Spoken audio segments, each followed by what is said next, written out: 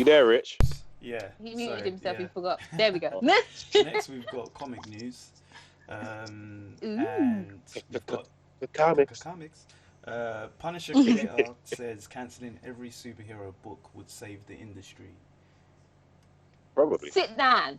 Sit all the way down. No, Maybe. He's got a point. I did actually briefly read this, and from what I understand, is that he's saying, what he's pretty much saying is that we've got so many events going on at the moment. It's like Event comics. So you can't really keep up with what's actually happening, and people just lose interest. Yeah. It's like what's going on with what happened with Empire, with with Marvel when they brought out Empire last few months back.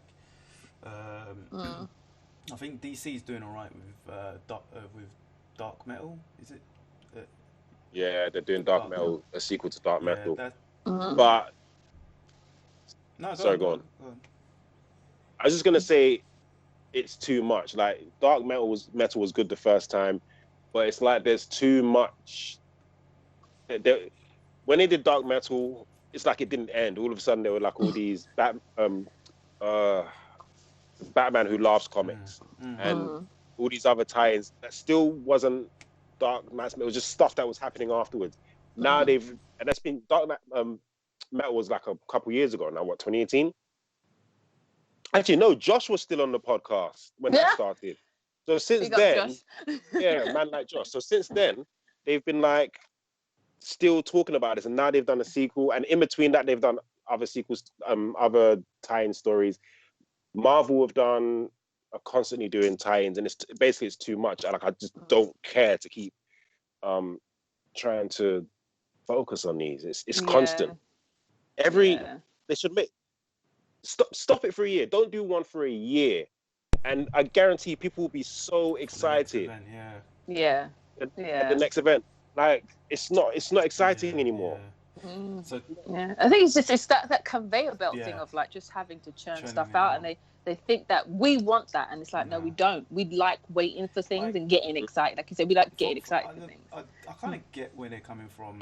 Like for me, at the moment, all I'm reading at the moment pretty much is just the X-Men books, and this Sword of X, that X of Sword that's going on. I'm kind of intrigued about it because because I know it's with Jonathan Hickman, and he's a good writer. He's one of my favorite writers, and I know he's got a plan.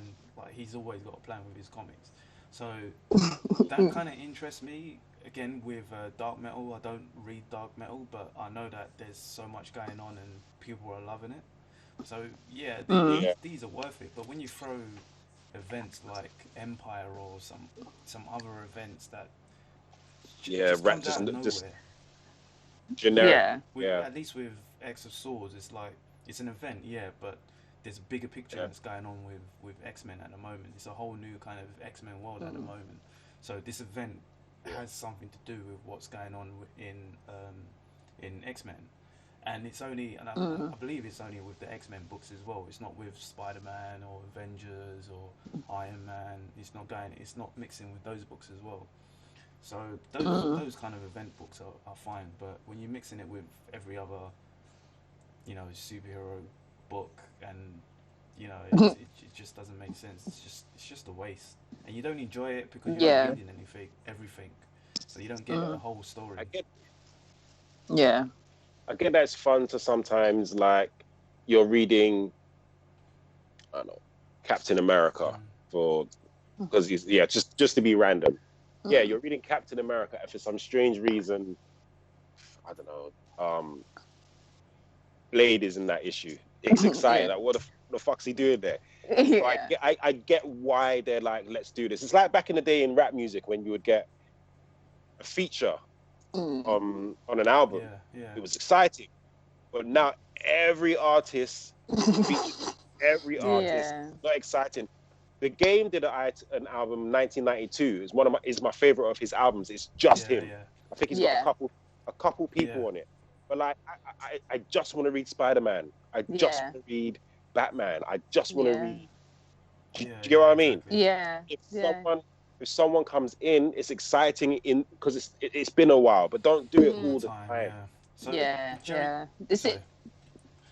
Jerry Conaway, he was speaking with John Word Balloon on YouTube Live, who had what I would call what I would do if I ran the world, the conversation about the future of comic book publishing. That I think is worthy of expansion. So this is what he said. He said, for a variety of self-enforcing reasons, publishers have defined the primary audience for mainstream comics as, in effect, long-term fans and potential collectors. Hence, fan-oriented, navel-gazing continuity, tri-annual events, reboots, collector-orientated variant covers, etc.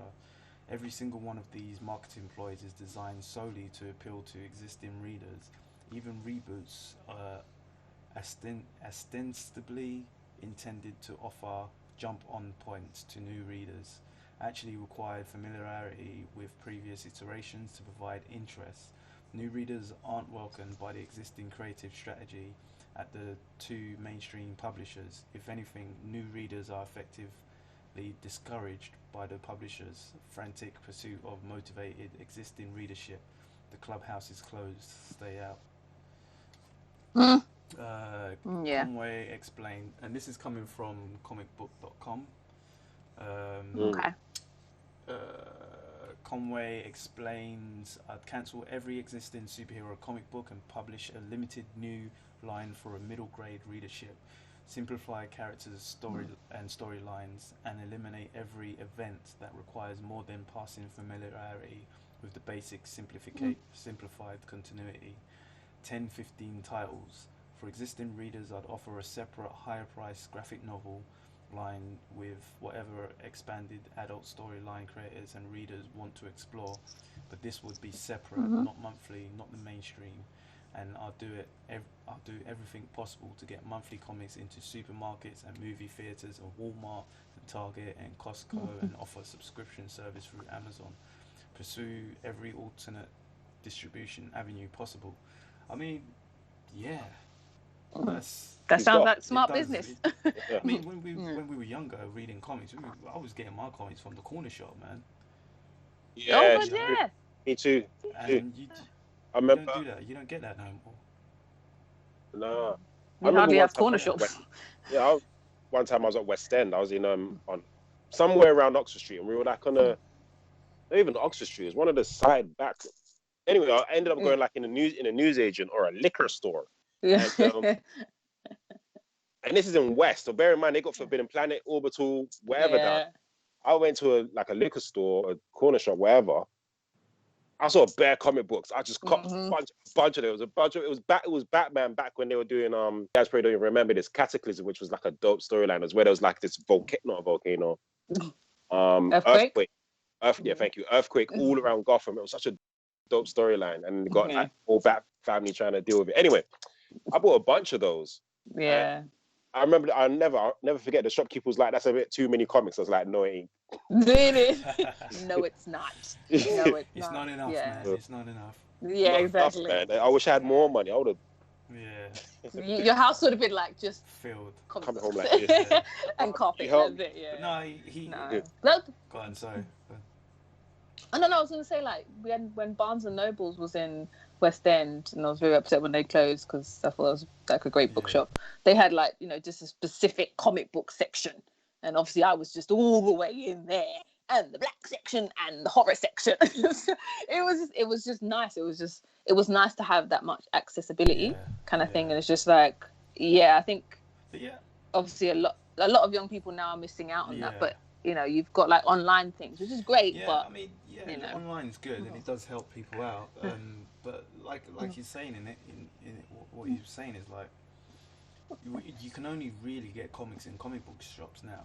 And how many comic book shops have been closing lately? How many are there's not many comic book shops open now. And you got to travel far to. So that was my email. And you got to travel far to get them. And even when you do, like you're saying, for new readers, it's like every new reader would be like, where do I start? You know, how do I start on Yeah. Iron Man or whatnot? You just kind of have to either buy a graphic novel or just pick up a comic book. There's no. Yeah. This is advice. If anyone ever use jumps the on force podcast and has never read a comic book before, do not worry about thinking about where to start. You're never gonna pick. You know, comic books have been going around for decades. How long now?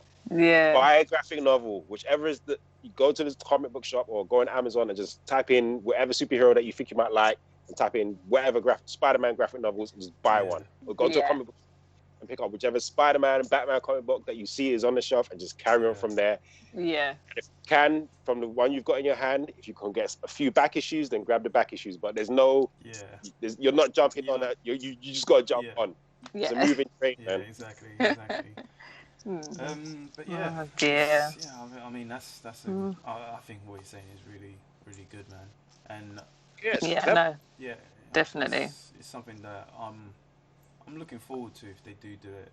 I really hope that they do, you know, at least put it in training, like. Yeah, and Marvel definitely need that with what they're doing, because they're gonna burn out, and it's just like Marvel can't afford to burn out. You literally cannot afford to do that. So slow the fuck down. Exactly. Okay. What we got next up? We have LA Comic Con is going ahead. It's not fair. So San Diego Comic Con, yeah. LA. Is it San Diego? No, it's LA. It's LA. No, is it actual LA Comic? Okay. So LA isn't California. I know you've got different cities in your state. I'm just trying to be clear if that was a typo. We live in London, okay? You got LA, you got your San Diego, your Comptons, your San Diego. I know, I'm not ignorant. Like, it's not fair. It's not fair. I mean, it's fair because you lot should have fun and be able to dress up and go. What's good? Well, I mean, it's not really. I don't think it's really a good thing to do at this present time, especially in the States. I mean, it's not, but like everybody has to wear a mask, and I think everybody would have one. Yeah, so it's still. Yeah. I know. It's just.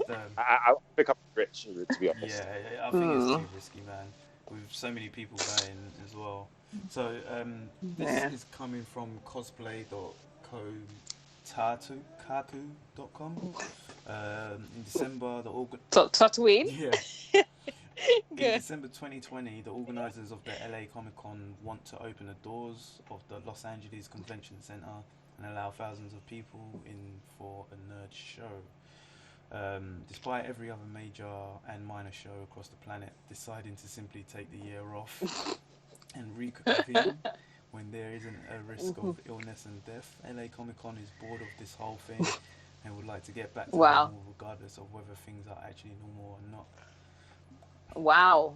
Okay, yeah, that's hella irresponsible. Yeah. I thought they were gonna do like a thing where it's like, okay, if you're gonna do it over the week, you'd be like, you only have like slots. We only have slots of like 100 people a day.